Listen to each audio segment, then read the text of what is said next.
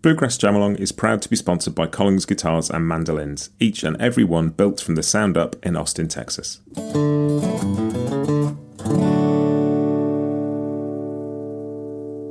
This episode is also brought to you by Peghead Nation, the home of roots music instruction.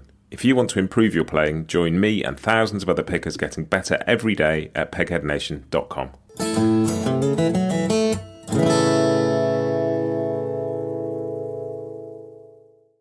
Hi, this is Matt, and you're listening to Bluegrass Jam Along, the podcast for anyone and everyone who loves bluegrass.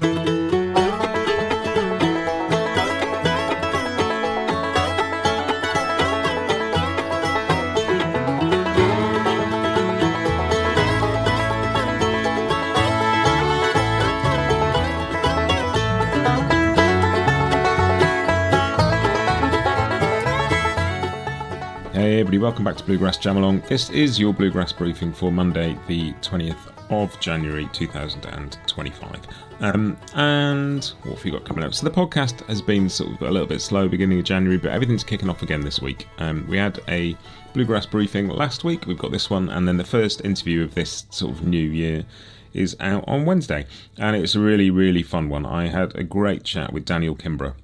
I'm sure a lot of you will know Daniel from his work with the Jerry Douglas Band and the Earls of Leicester, also as bass player for Transatlantic Sessions and all sorts of other stuff.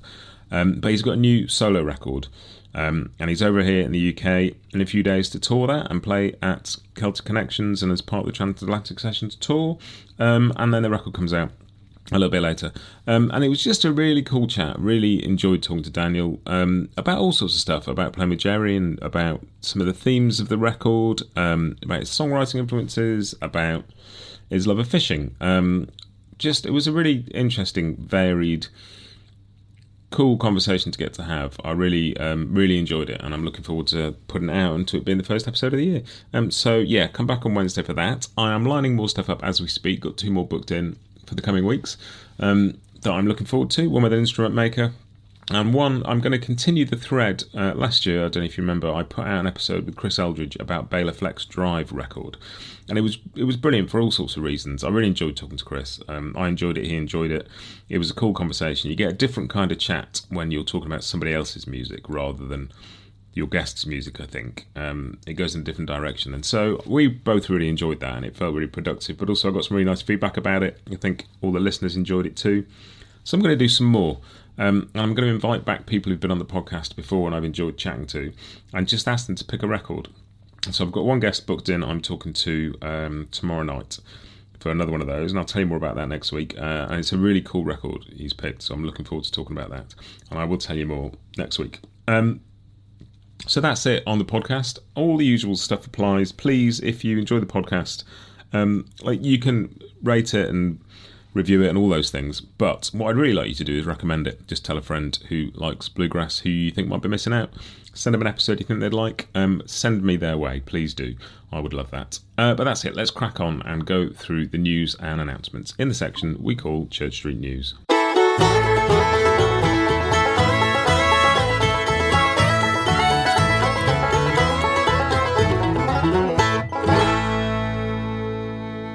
And first thing up is to just mention the passing of Buck White. At the age of 94, one of the kind of most iconic figures in string band music, really. The oldest member of the Grand Ole Opry. I think he'd been a member for 40 years as part of the Whites. And much loved by so many people.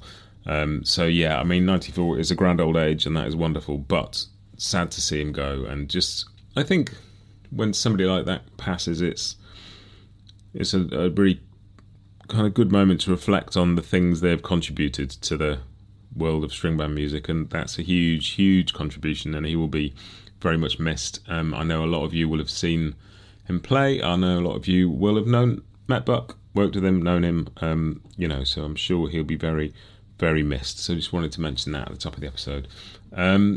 But moving on to some news, Sierra Hull has announced a new record on the way. Lots of interesting stuff about that. I talked to Sierra before Christmas, and we chatted a bit about the new record. And as always with Sierra, she doesn't rush. It's been 5 years, I think.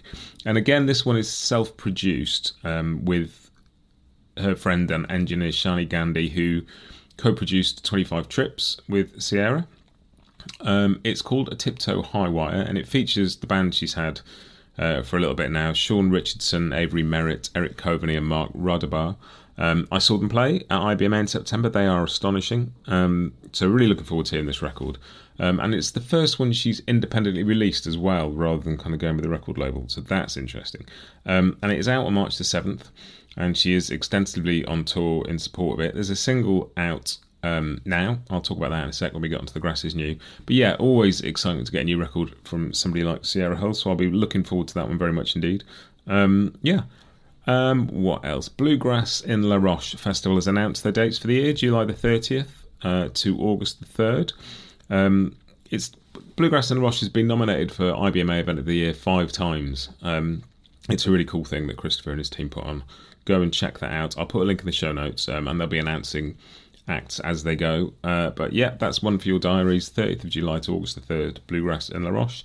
And on the sort of festival theme, not strictly a bluegrass festival, but Cambridge Folk Festival over here in the UK, which regularly features, acoustic, string band, singer-songwriter, bluegrass and folk performers of all kinds, is having a year off this year.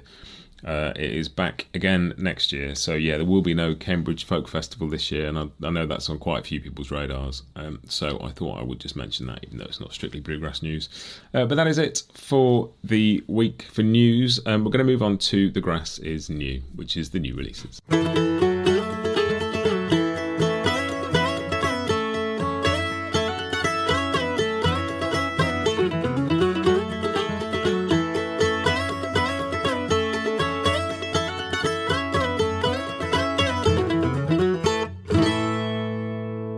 And as I mentioned at the top, Sierra Hull's new single is out. It's called Boom.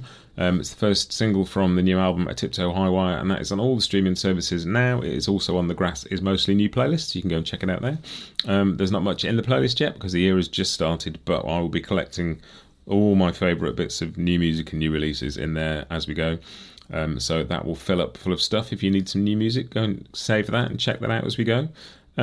Also in the playlist is going to be, it's not out till tomorrow as I record this, but today as you hear it, Daniel Kimbrough, who I'm chatting to for the podcast on Wednesday, that episode will be out. His single is called Loyston, and the album's called Carpet in the Kitchen. Loyston is a great track. It was also on Jerry Douglas's recent record, The Set. He featured a track from each of his band members, and Daniel is in his band, but Daniel's version is great. As is the whole album. I mean, I can't recommend it enough. It's a fantastic album. But yes, Loyston by Daniel Kimbrough is out as a single on the streaming services now. And finally, Jordan Tice has a new EP called Badletsville, which was out on Friday. And I've added a track called Mean Old World to the playlist, which features Aoife O'Donovan and Andrew Marlin. Obviously, Jordan is the guitar player from Hawktail, amongst other things.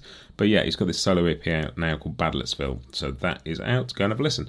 So yeah, new Sierra Hull single, Daniel Kimbrough single, and Jordan Tice's EP. All on the Grass Is Mostly New 2025 playlist. Go and check that out too. Link in the show notes.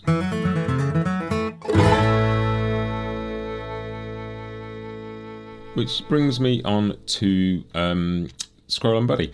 And I noticed Ringo Starr has a country record out that I mentioned last week on the podcast, which features Molly Tuttle and Alison Krauss and Billy Strings. And he's done a couple of nights at the Ryman to sort of launch that. And had a bunch of friends come and join him, including Emmylou Harris, Jack White, Billy Strings was there, Molly Tuttle, Sarah Jarosz, Larkin Poe, and a bunch of other people too. And it's produced by T-Bone Burnett, that record, who's been involved in so many cool projects. But yeah, just fun seeing people like Billy and Molly and Sarah posting pictures of themselves with Ringo. It's funny seeing those two worlds collide. I was raised on the Beatles, like that was... I don't remember a time in my life when I did not know the Beatles' music. I've been listening to it since I was about 2, I think. And then this thing that's sort of entered my life more recently, the whole string band thing, seeing them sort of on the same stage and in the same place is a really fun thing to witness. And I imagine that as a real blast for the people who got a chance to be involved with that. In my head, everybody's a Beatles fan, and I imagine that's probably true. But that's it for this week. That's your news and your releases. Do check in on Wednesday and download the Daniel Kimbrough episode. That was just such a fun chat.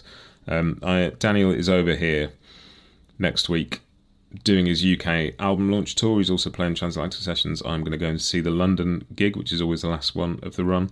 Hopefully I'll get a chance to say hello to him at some point. But yeah, really cool chat. Do listen to that. In the meantime, I'll see you next week. Have a great time and happy picking.